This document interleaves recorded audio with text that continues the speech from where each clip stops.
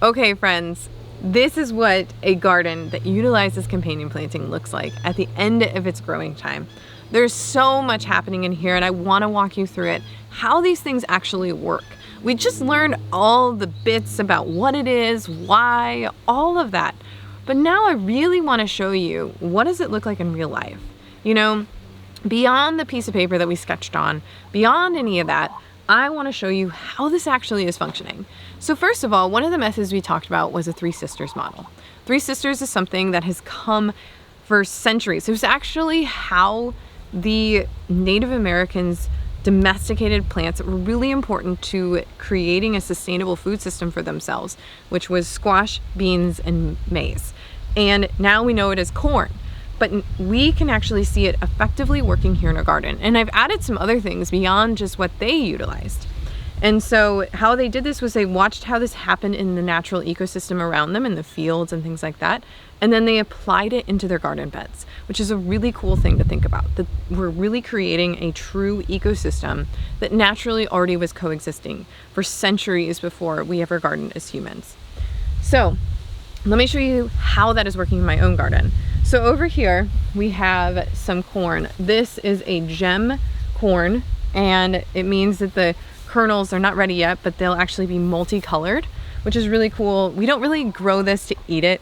It's more for the beauty of it. I love having corn in the garden. It's really beautiful, but it's really also just fun to have around. So here you can look down below. Our squash is sort of waning, but it's here and it's down at the bottom. Why we grow the squash is that it covers the ground and protects the soil, and it actually will keep moisture down on the roots of the corn so that it can grow with less pests, less dryness. It creates better corn altogether. Then on top of that, we have beans that are growing here, and you can see they're climbing beans. And so they're actually, you can see the beans coming on, and it's actually climbing up the corn. I never did this.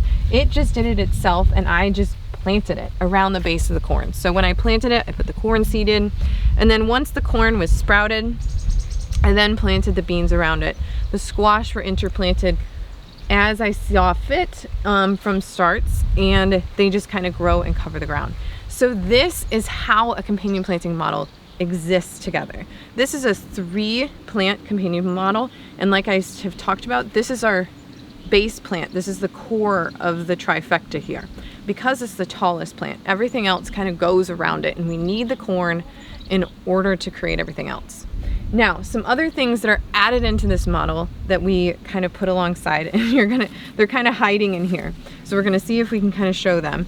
But we have some tomatillos that naturally are growing with them. They do really well amongst the corn. And then we have buckwheat, which brings in plenty of pollinators. And then at the end of the season, we will cut it down at the base and let it just lay down on the ground, and the chickens will actually come over and eat it and enjoy it, and eat the leaves and then poop, and then create healthier soil and rebuild the soil naturally without tilling, without anything else. And then we also have some peppers down below here. I just picked a bunch of them, so they're off, but you can see some more peppers back here. We have zinnias to bring in more pollinators, because pollinators are really important in creating the beans, the squash, the peppers, all those things. We need the pollinators, so we want to add in a lot of flowers. Then we have borage. This is a trapping plant. There's some nasturtium back here, some marigolds. All these things are really important.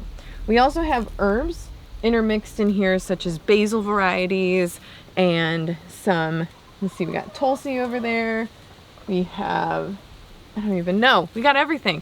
And I intermix these things all together so that they're all working as one healthy ecosystem. And it may look really wild, but isn't nature wild? So I think it's really wonderful to plant all these things together and give it an opportunity to just kind of show you what it can do. So I really challenge you to just kind of follow your instincts. Now that you have all this information, to just kind of go for it. Give it some tries. You're gonna fail, you're gonna try things and it isn't gonna work. But you have the knowledge now to understand how companion planting works. You know what is a good plants that work together and ones to avoid to be with one another. And you also know the powerhouse plants you can put anywhere.